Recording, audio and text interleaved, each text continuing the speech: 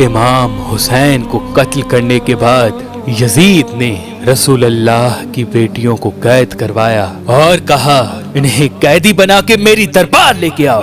رسول اللہ کی بیٹیاں قید ہو کے جب یزید کی دربار پہنچی تو وہ ہنس ہنس کے زمانے کو اپنا مقام بتاتا رہا اور یہ کہتا رہا کہ آج میرے دادا اور بابا زندہ ہوتے تو اولاد رسول کا حشر دیکھتے کہ میں نے ان کے جوانوں کو مار دیا اور ان کی عورتوں کو بے عزت کر دیا۔ امام سجاد کے خطبے کے بعد جب سوئے ہوئے لوگوں کے ضمیر جاگنے لگی تو یزید نے یہ کہا کہ رسول اللہ کے خاندان کو قید میں ڈال دو۔ بس رسول اللہ کی بیٹیاں نوازیاں امام سجاد کے ساتھ غریبوں اور بے وارثوں کی طرح قید میں رہنے لگی۔ دن گزرنے لگے۔ ان بے وارث بیبیوں میں ایک چھوٹی بچی بھی تھی جس کو تاریخ نے سکینہ بنت حسین لکھا۔ وہ اپنے بابا کے سینے پہ سویا کرتی تھی۔ وہ رات کو اپنے بابا کو بے پناہ یاد کرتی تھی۔ تاریخ نے لکھا وہ روتی رہتی تھی اور بابا بابا کہتی رہتی تھی۔ اس بچی کے رونے کی آواز میں اتنا درد تھا کہ یزید کے محل کی دیواریں ہلنے لگی۔ یزید نے کہا کہ اس بچی کی آواز نے مجھے بے چین کر کے رکھا ہے، اس کو زندان میں رکھو تاکہ اس کی رونے کی آواز میرے پاس نہ آئے۔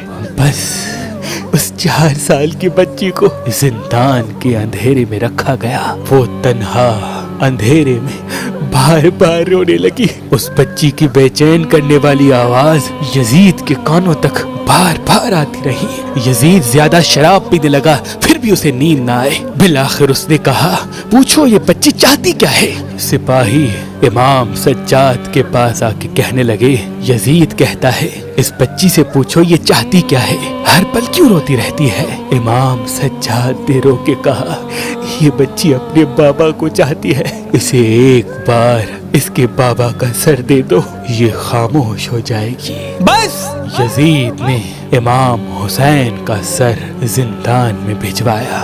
جیسے ہی بی بی سکینہ نے اپنے بابا کا کٹا ہوا سر دیکھا وہ زاروں قطار رونے لگی اور کہنے لگی بابا مجھے آپ کے بنا نیند نہیں آتی، آپ کے بعد شور مجھے تماچے مارتا رہا، بابا آپ کے بعد کوئی مجھے تازیانے مارتا رہا، بابا آپ کے بعد ہمیں قید کر دیا گیا، مجھے زندان میں رکھا گیا۔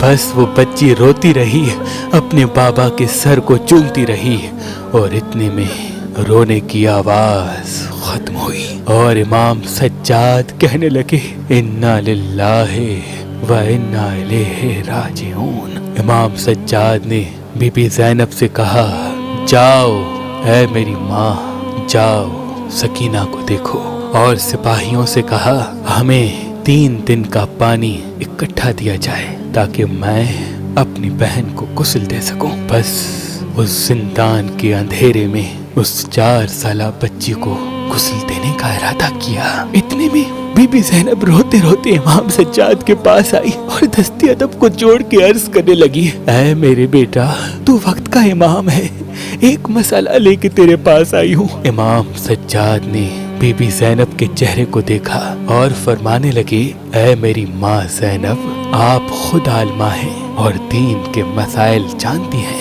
ایسا کیا مسئلہ ہے جس کا جواب آپ کے پاس نہیں؟ بی بی زینب رو رو کے فرمانے لگی اے سجاد جیسے ہی غسل دینے کے لیے میں نے سکینہ کے لباس پہ ہاتھ رکھا تو میں نے دیکھا کربلا سے لے کے کوفہ و شام کے بازار تک اور کوفہ و شام کے بازار سے لے کے اس زندان تک سکینہ ایک ہی لباس میں رہی ہے۔ اس بچی نے اتنی تازیانے گائے کہ اس کا لباس اور اس کی کھال مل چکے ہیں، اب لباس کو اتارتے ہیں تو سکینہ کی کھال بھی اتر آتی ہے۔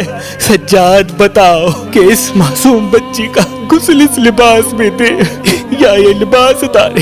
امام سجاد خون کے آنسو رونے لگے اور فرمانے لگے اے میری ماں اللہ کی مرضی یہ ہے کہ سکینہ کو اسی لباس کے ساتھ تدفین کیا جائے تاکہ روز محشر یہ اپنے نانا کے پاس اسی حال میں پہنچے اور کہے کہ ان کی امت نے ان کی بیٹی کے ساتھ کیا کیا۔ بس امام سجاد نے اس قید خانے میں اس معصوم بچی کو دفنا دیا۔ سلام ہو معصوم شہزادی سکینہ بنت حسین پر۔